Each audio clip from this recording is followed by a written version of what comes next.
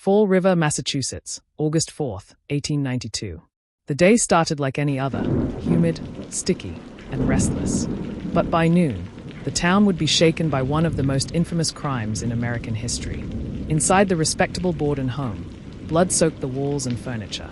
Andrew Borden, a wealthy but notoriously frugal businessman, was found brutally hacked to death on the sitting room sofa.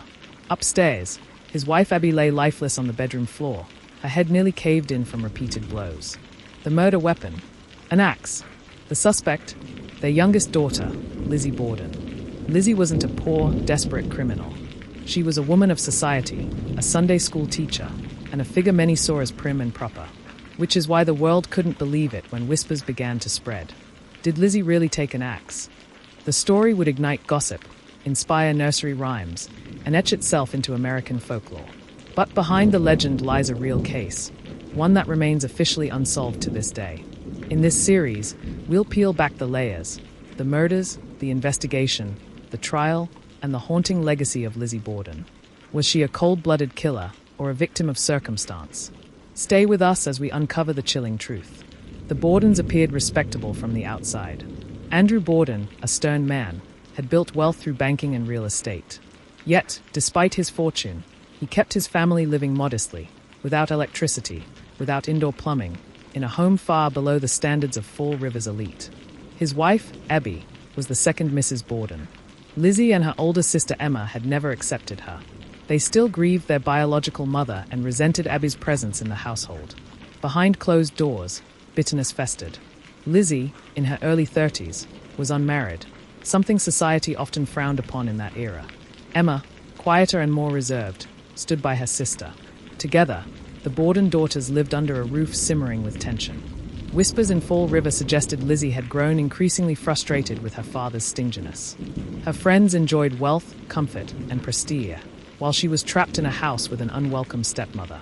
Resentment, frustration, isolation, all ingredients that would soon ignite into something unimaginable. August 4th began innocently enough.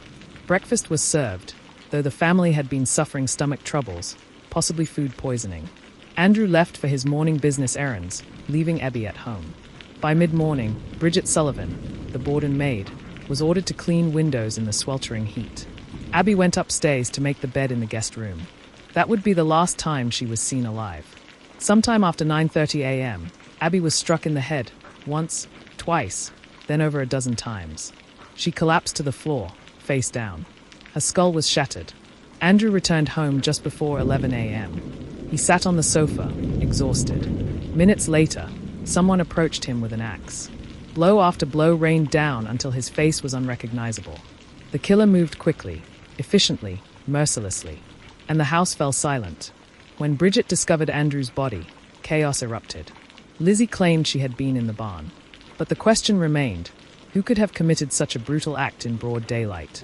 Police rushed to the Borden home. In the hours following the discovery, suspicion shifted rapidly. Neighbors gossiped. Could it have been a vagrant? A business rival? A jealous enemy? But strangely, no doors or windows had been forced open. Nothing was stolen. All eyes turned inward. The maid. She was loyal but bitter about her work. Emma. She was out of town. Abby's family. They had their tensions, but no one believed they'd storm the house in daylight. Then came Lizzie. Her story was inconsistent. She said she'd been in the barn, then claimed she'd heard nothing, then changed details again. Officers noted her calm demeanor, too calm for someone who had just lost both parents in such a horrific manner. More puzzling was her attire. Witnesses claimed Lizzie may have burned a dress in the days after the murders. Why? Was it stained? The town began to whisper louder. Had the quiet Sunday school teacher snapped? The murders had shocked Fall River, but the police still needed proof. The Borden bodies were brought to the dining room table for autopsies. Gruesome work done inside the family home. Doctors confirmed what was already obvious. Both Andrew and Abby had been struck multiple times with a sharp weapon, likely an axe. The brutality of the blows suggested rage, personal rage. Investigators scoured the property and discovered several hatchets in the basement. One, curiously, had its handle broken off. Could this have been the murder weapon? Yet forensics in 1892 were primitive. No fingerprints, no DNA, just speculation. Still, The discovery tied the murders directly to the Borden household. And who, besides Lizzie and the maid, had been home that morning? Lizzie was summoned for questioning. Her responses baffled investigators. She seemed detached, sometimes forgetful, even contradictory. One moment she claimed she was in the barn eating pears. The next, she said she was reading upstairs. When asked why she didn't hear Abby's screams, she offered no clear answer. Even stranger, Lizzie fainted when shown her father's mutilated body. Some saw this as genuine grief. Others thought it was a performance. Her composure, her shifting stories, and her strange behavior began to paint a picture investigators couldn't ignore. The daughter, not an outsider, was becoming the prime suspect.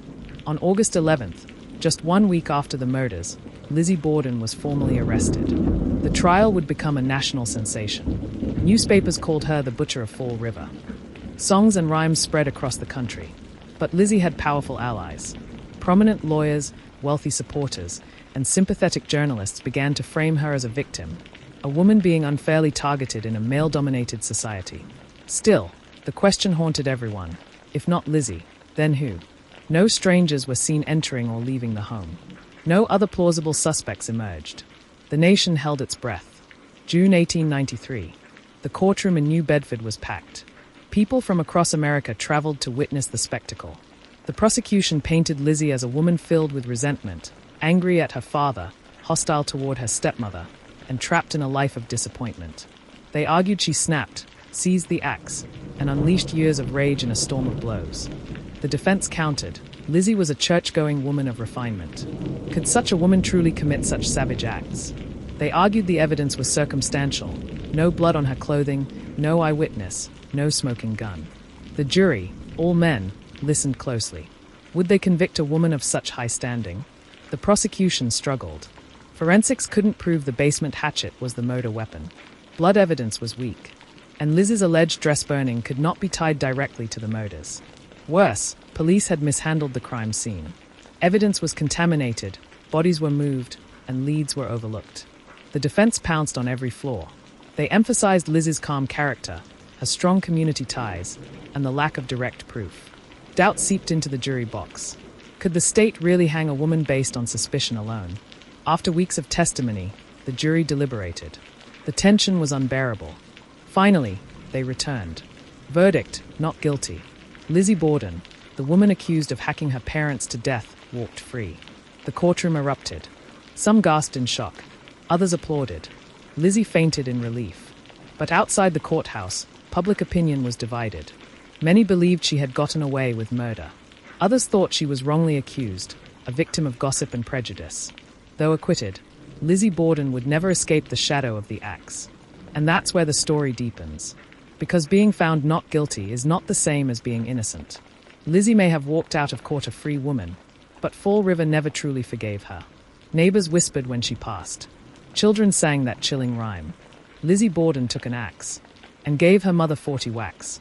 When she saw what she had done, she gave her father 41.